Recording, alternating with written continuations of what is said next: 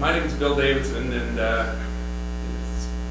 over the years I've known a lot of people in this room, but I think as my partners get younger, I'm getting squeezed out, so I don't recognize as many faces as I used to, so I apologize, and which is a good sign. I guess we're getting lots of new clients, which is good, keeps these young guys going. So anyway, so I just want to thank everybody for coming.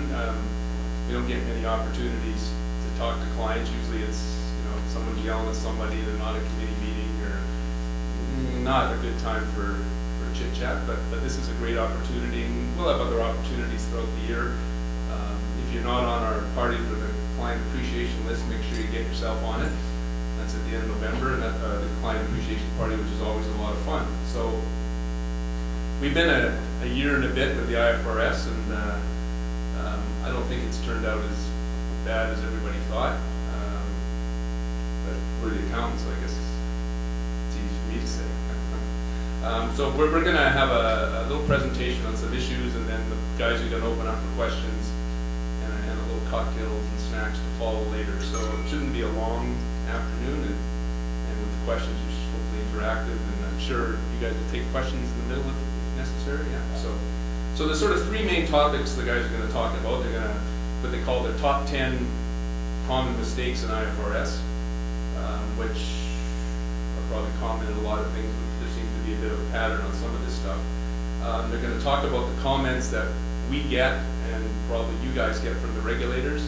You'll see them from the securities commissions, we'll get them from CPAB and PCOB, and those are never fun times, but they don't understand it either, so it's a perfect, we can usually get away with it because we know as much as they do. And the guys are going to talk about upcoming changes to IFRS. Just because you think we got it doesn't mean we're not going to screw it up even more. And, it's the accountants in Toronto that sit in those little rooms and with their little hats and invent these things. But hopefully they've got it now where they're going to come up with some more useful things. So anyway, I just want to say welcome to everybody. We appreciate that you are our clients. We don't often take the time to thank you because we know we're not the only accounting firm in town. There may be a couple others, and we truly value your business. Even if you're mad at us for something, we still value it, trust me. If you are, let's work it out and keep everybody happy. So anyway, I'm going to introduce Erez Bahar, who's going to start the show. And he took off his hat, so he can take it a little more seriously. But anyway, thank you very much for coming, and feel free to stick around and enjoy the rest of the afternoon. Everybody, right?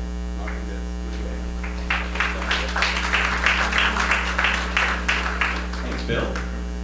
By the way, Mr. Davidson still comes in every day and works about 9 or 10 hours, just so you know. Pretty impressive. So welcome. Nice to see everybody. Nice to see lots of faces that I know. Nice to see some new faces. Nice to see some people that I've heard of, either through email or through phone calls. So it's always nice to put a face to a name. So what we're here to do today is give you a little bit of an update on IFRS. We're not here to get extremely technical. We're just here to give you a little bit of an update. We want to let you know some of the things that we've seen over the past year that could be improved upon. We want to let you know about what are some of the big changes that are coming up next over the coming year. We want to discuss, as Bill said, what the regulators are saying, where they're looking at the big picture issues for the next year, and what you want to consider. A lot of the stuff that we'll go over will have to do from January 1st, 2013 onwards. So if we don't do your quarterly reviews, a lot of the information I will give you today hopefully will make you consider if you have transactions that will be affected by new pronouncements. So just a few housekeeping things. We think we're going to talk for about an hour in total, plus or minus 5 or 10 minutes. You've got pens and little paper pads in front of you.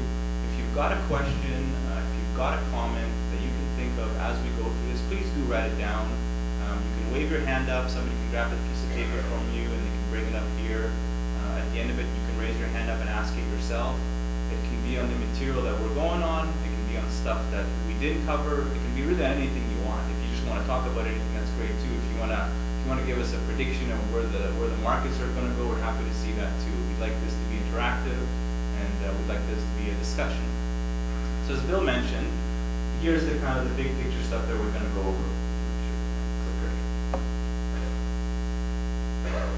got all your slides in front of you as well, so no need to necessarily look up here. If you can read that, great, but everything that's going to be up here you'll have as well. As mentioned, we'll try to finish around 3:30. We'll take Q&As, and if you can stick around for a drink, please do. We'd love to chat with you and say hello to you. I said hello to many of you already, but it's quick. We'd like to spend some time with you afterwards if possible. And we'll do that until about 6 o'clock or so. So, get an update on IFRS pronouncements. Specifically to the Vancouver market, we tailored this presentation specifically for the type of companies that you are with, primarily mining related, primarily in the resource sector. We'll touch on some things that don't affect that sector, but we will focus on that. Common mistakes, and we don't want to use the word mistakes because mistakes is sounding bad, but just some things that we have noticed from our clients, other financial statements that we have noticed that could be done better, could be done differently, and potentially avoiding hassle in the future, feedback from the regulators, and the most significant topics. But first off, I kind of want to start a little bit with the top 10, and the top 10 of what we're calling mistakes in the preparation of financial statements. And this isn't just IFRS related, this is just general comments that we see ongoing, and we thought it'd be useful if we tell you about them a little bit, that maybe you can pick up one or two things as you do your quarterlies and as you do your annuals. Number 10. So missing comparative column for opening balance sheet. If you remember when you did your first IFRS quarterly or annual statement, you had that third column, that transition period. You know, let's use it as an example, as a December year end, you had that January 1st, 2010 column there. So then a lot of companies missed that, and the regulators send a lot of comments saying, well, you got to put that third column. So then you can ask me, well, okay, well that's finished now, so why does it matter now? Well, it matters now because under IFRS, if you have a change in accounting policy, where you have to retrospectively go back and change your comparative numbers, you're also supposed to add a third column. Okay, so if you got a significant change in accounting policy, say for December 2012, typically you say, well, okay, I'm going to restate my 2011 and show that column, but keep in mind you're also going to have to show the 2010 column, only if you have a significant change in accounting policy that affects that prior column. So that's why that matters now. Number 9, missing disclosures for use of estimates and judgments. Sometimes I laugh at this one and sometimes I get it, but we've seen a ton of comment letters come back from the Securities Commission asking companies to expand their use of estimates and judgments. And at first, most people, including ourselves, didn't even understand what that really meant. Okay, so what does that actually mean? You know, if you look at your financial statements and you look at your accounting policy, typically you combine the two. So you know, you make estimates in stock-based compensation and valuation of income taxes and all sorts of things that we have that generic sort of template. But as we've discovered, there really actually is a difference. Okay, a judgment is when you've determined, for example, the functional currency of my subsidiary is US dollars. Okay, a judgment is to say this acquisition of this mineral property is an asset acquisition and not a business combination. That's a judgment.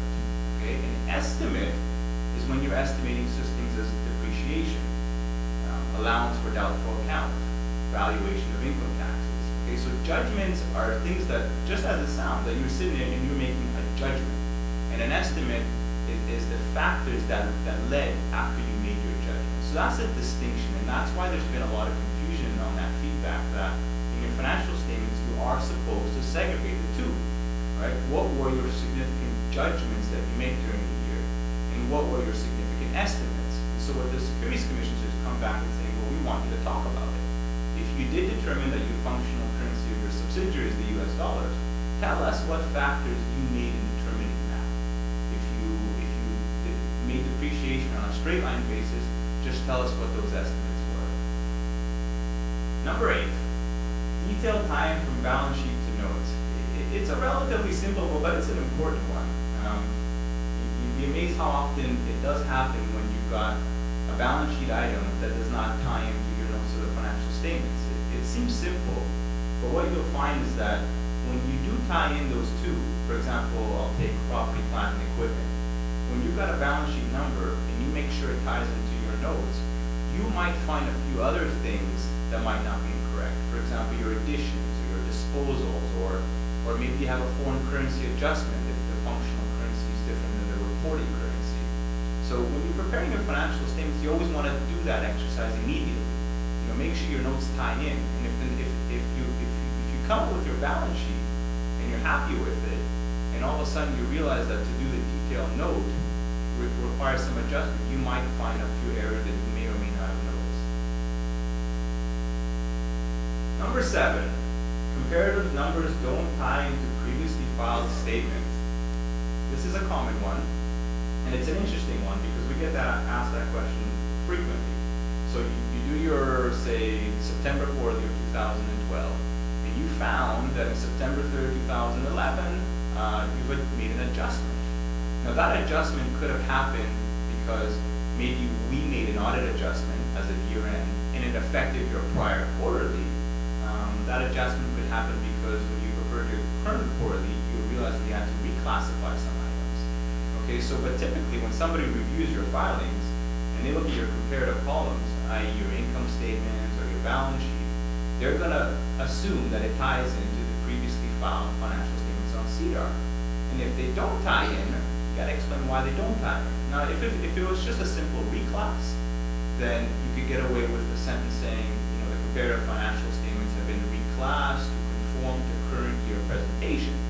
But if you are, you know, quote unquote changing the numbers, then you do need to make that clear as what you're restating or adjusting. And if you are making a restatement, then you can just do it during the current quarter, even though it's a comparative quarter.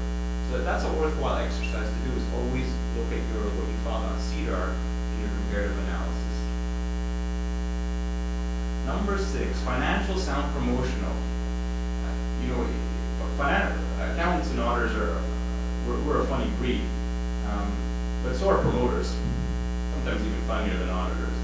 And the issue that we always have with financial statements sounding promotional is that we find that we can't audit all the statements that are out and being made. So for example, if you're saying that such and such mineral property in British Columbia is your flagship property, or it's your most successful property, then we can't audit that statement. And so always keep in mind that when you're using the term financial statements, it's only things that have to do with the financial numbers. So anything that's promotional should really be, say, for the MD&A or news releases, or any other document that you've got that's not financial statement related. And so if you ever see our comments when we're giving them to you on audit, we're trying to cross things out, it really truly isn't because we don't like what you're saying, it's because we can't audit some of those statements. So when you're writing your notes, and just always think, well, can my auditor or can my accountant, can they audit that statement? And if they cannot, they probably don't include it. And similarly on geological information, we often see financial statements going into descriptions about how many hectares a property is, or what the drilling results were on the last work program, etc. Again, it's useful information, but not for the financial statement. So any sort of geological information or that you're talking about, try to save that for the MD&A. Now we are conscious that certain industries, such as the oil and gas, if you're doing impairment tests, you do have to disclose assumptions that you use and so on. But if it's not within the accounting standards, try to leave it out of the financial statements if possible. Number 4, too much history to transactions that have had amendments. We commonly see, I mean, we're in the mining industry, junior mining industry, we all know there's amendments to agreements. It happens all the time. Right? There's payments that need to be made, that are not on time, or shares to be issued. I mean, in the mining industry, agreements constantly get amended. It's common and frequent and acceptable. But what we are finding is that companies often disclose the entire history of the deal, which is okay. It's kind of interesting, but it's not necessary. So if you've got an agreement that was amended, 8 times and dates back to 2004, you don't have to talk about it all. You don't have to say in 2006 we amended this, and in 2007 after negotiation, and so on. All you really need to say is where you're at today.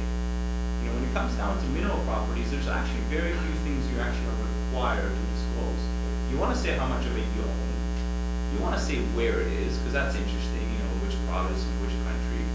You want to say how much money you've spent on it, whether it's cash or shares, and typically we'll detail it by specify the type of exploration expenses or acquisition costs. You want to say what your commitments are on the property. You want to say how much money you're supposed to spend in the future or are planning to spend maybe.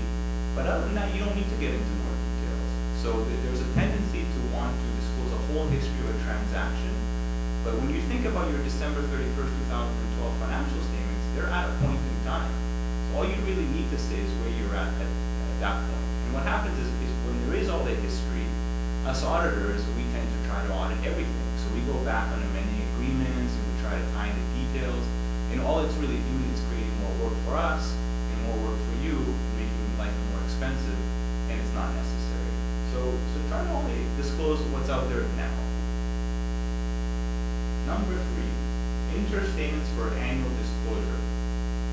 If you read the standards for interim financial statements, and there's a little bit more detail than I'll get into, but really when you're preparing interim financial statements, all you really need to do is update the annuals, okay, for any significant changes. So for example, if you have property, plant, and equipment, and during the quarter you really didn't spend much money on it, you don't actually have to have a property, plant, and equipment note.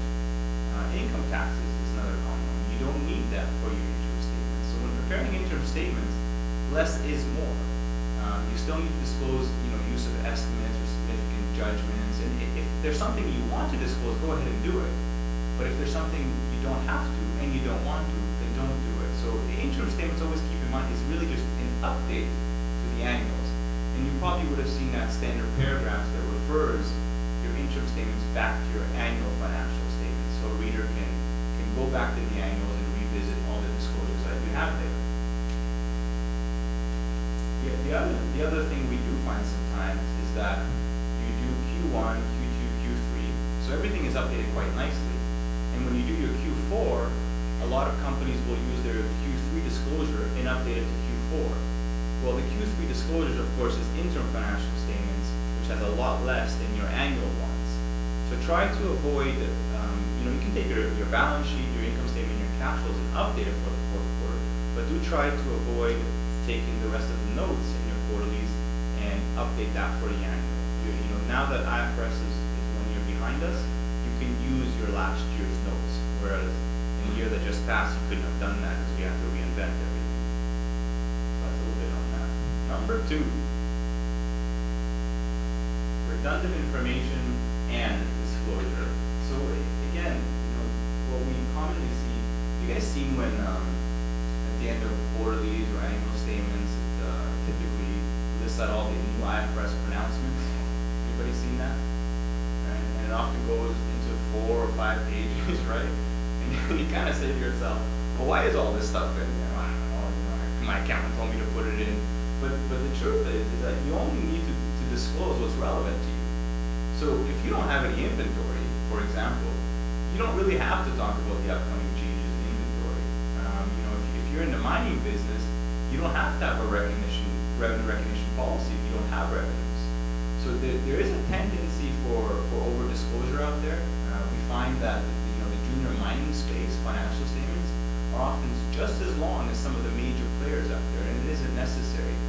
So when it comes down to IFRS new pronouncements and so on, you can't take out this stuff that's not relevant for you. You don't always have to feel that you have to include everything that's coming up. It's everything that comes up that could affect you is what you want to have on there. Okay, and the number one common mistake on financial statements. Well, you probably have that in front of you, don't you? But the number one common thing on financial statements out there that we see is financials don't add.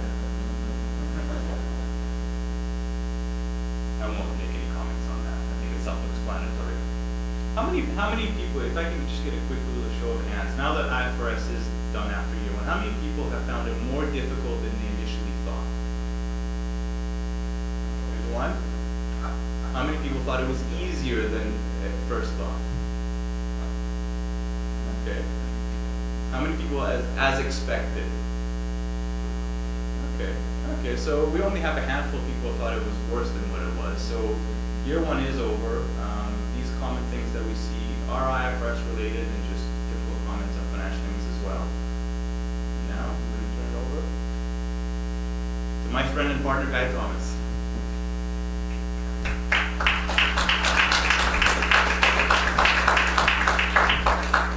Thanks, Erez. Welcome, everybody, and good evening. So appropriate, we're here with Halloween and nice big ties on today to add to that credibility. Erez and I are going to be kind of handing the podium back and forth as we go through the topics today. What I am going to be focusing on for the first few moments is going to be just some of the big picture stuff in terms of IFRS, as well. My next one will be some of the historical mistakes that were made during implementation, say Q1 of our IFRS financial statements. And then I'm going to go into maybe some of the drier topics, IFRS 10, 11, 12. That's kind of a suite of new IFRSs that are coming at us, and an outlier out there, which is IFRS 13. A little less applicable to our marketplace, but good information to know.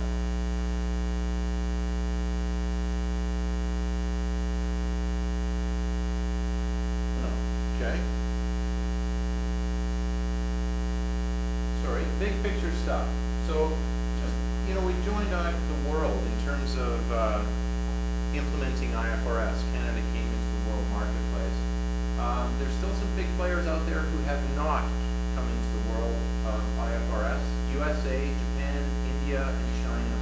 They're all considering it. I would say we know most about the USA, and I would say they're probably going to be considering it for a long time. And yet they actually have a fair amount of input to the IFRSs. Some of the new IFRSs that are coming out are trying to kind of coincide with some of the US standards, but it's very difficult. Here we are in IFRS, it's called principles-based, and the US US is rules-based. So there is a difference between the two, and I think they're having difficulty coming to terms with the IFRS world. So my top 10 mistakes, historical basis. Let's file early. How many people did this? Oh, okay, so there's one liar in the room. I say that in jest, I know John very well. The BCSC gave us, the regulators gave us an extra 30 days to file Q1 financial statements. And I think it was a very smart move on their part, because I don't know of too many companies who didn't take advantage of that extra 30 days. Having said that, the regulators were talking about it, we were talking about it for a year, 2 years prior, but you know what, it's just difficult to get ourselves motivated and going, and well, I didn't see a lot of filing early. We did see a lot of people using an IFRS 1 audit and IFRS 1 review, the implementation stuff, which I think eased some of the burden going in. This won't take too long. I saw a lot of hands out there saying, well, it's kind of as expected. I kind of remember a lot of discussions as we went through about a little grumbling about all those new disclosures, and gee, it was adding a ton of volume, and there were some reworking of some of those comparative numbers. So there's a fair amount of work that I think everyone in the room had to do. I think last year was an incredible year for workload for most people. Third biggest mistake, I know what the term functional currency means. Sometimes we're still getting confused today, but that seems to be a big area, and Erez mentioned it just in his topic as well. It deserves a lot of thought. It deserves a lot of documentation. Functional currency, my best advice on that one is document well. Consider all the alternatives, document well. Rarely have we determined that it's incorrect, but we certainly had discussions about it. Share-based compensation cannot get more complex. Who loves share-based compensation? I don't know a lot of people who just really enjoy it. Yes, sure. It can sure add expenses to your income statement or to your statement of loss. But they added graded vesting just to add one more level to it. And so we saw a lot of restatements on implementation of IFRS on that one alone, and that caused us a little bit of grief. I think we're getting used to it now. Subject to judgment can mean differing opinions, and that's differing opinions between companies, between firms, between regulators, sometimes within our firm. So that's the nature of IFRS. It is principles-based. Number 6, documentation of conclusion and adopting policies is paramount. Try that functional currency thing on for size. And by the way, as auditors, we love